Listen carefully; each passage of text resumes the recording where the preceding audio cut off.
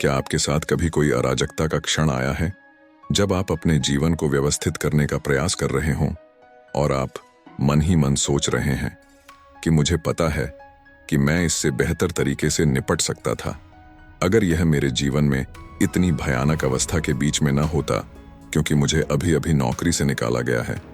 वे मेरी कंपनी में छंटनी कर रहे हैं, मुझे लेनदार मिल गए हैं, मुझे फोन कर रहा हूं, मैं तलाक के दौर से गुजर रहा हूं, मेरी माँ की हाल ही में मृत्यु हो गई, मेरे बच्चे बीमार हैं, मुझे कैंसर हो गया है। मैं उस सारी उथल पुथल के बीच अवसाद से गुजर रहा हूं। आपको यह याद रखना होगा कि यह वे निम्न क्षण हैं जो परिभाषित करेंगे कि आप वास्तव में कौन हैं। किसी व्यक्ति का असली चरित्र तब दिखाया जाता है जब आपकी पीठ दीवार के खिलाफ होती है। यही वह क्षण होते हैं जो सफल को बाकी सभी से अलग करें। लेकिन आप आगे कैसे बढ़ते रहते हैं? तुम क्यों चलते रहते हो? ऐसा क्या है जो इसे आपके लिए इसके लायक बनाएगा? जब आप हार मानना चाहते हैं और जिंदगी आपके खिलाफ संघर्ष कर रही है, जब आप गिरते हैं तो कौन सी चीज आपको ऊपर उठाती है? आपके पास बहुत सारे ऐसे क्षण होंगे जब आप खुद पर संदेह करेंगे, जहां आप सोचेंगे कि आप आगे नहीं बढ़ सकते हैं। लेकिन मैं चाहता हूं कि आप याद रखें कि ये कठिन समय रुकने के लिए नहीं आया है, वे गुजर गए हैं।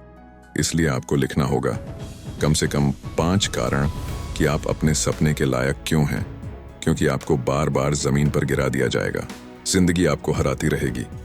इसीलिए आपके पास कुछ ऐसे कारण होने चाहिए जो इतने मजबूत हों कि आप फिर से उठना और दोबारा प्रयास करना बंद नहीं करेंगे। ऐसा क्या है जो आपको अजेय बना सकता है?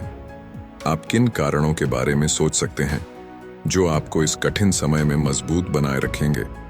आपको अविवेकी होना होगा, क्योंकि तार्किक व्यावहारिक सोच कहती है कि यह नहीं किया जा सकता है।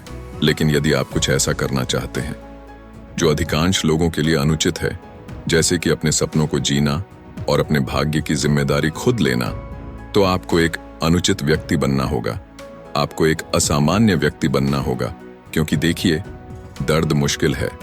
अगर आप दर्द को नियंत्रित नहीं करते हैं, यह आपको तब तक नियंत्रित करेगा जब तक आप इसे समझना नहीं सीख लेते, जब तक आप यह नहीं सीख लेते कि इसे पीठ पर कैसे थपथपाना है। और कहते हैं कि मुझे पता है कि आप वहां हैं, लेकिन मैं आपसे निपटने के लिए बना हूं।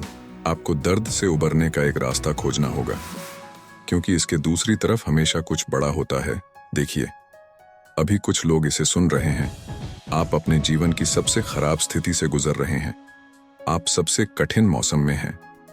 आपके जीवन में कुछ हुआ है और हो सकता है कि आप असफल हो गए हों, लेकिन मैं चाहता हूं कि आप यह जानें कि असफलता अंतिम नहीं है, यह रचनात्मक है। यह अंतिम नहीं है, यह रचनात्मक है। यह प्रक्रिया का हिस्सा है, यह यात्रा का हिस्सा है।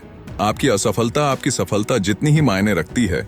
आप कैसे सोचते हैं कि यदि आप कभी असफल नहीं होंगे तो आप कैसे आगे बढ़ेंगे?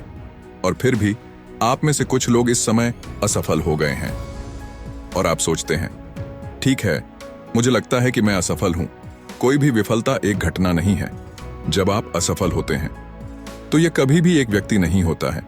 जब तक आप सांस ले रहे हैं तब तक आप असफल नहीं होते हैं। आपके पास फिर से प्रयास करने का मौका है। असफलता आपके भविष्य के लिए ईंधन के अलावा और कुछ नहीं है। असफलता एक शोध परियोजना है। अपने भाग्य को धीमा करें और आप जिन सब चीजों से गुजर रहे हैं उनके बीच आपको अपने आंतरिक संवाद पर नजर रखनी होगी और आपको अपने दिमाग के अंदर चल रही नकारात्मक बातचीत को बंद करना होगा।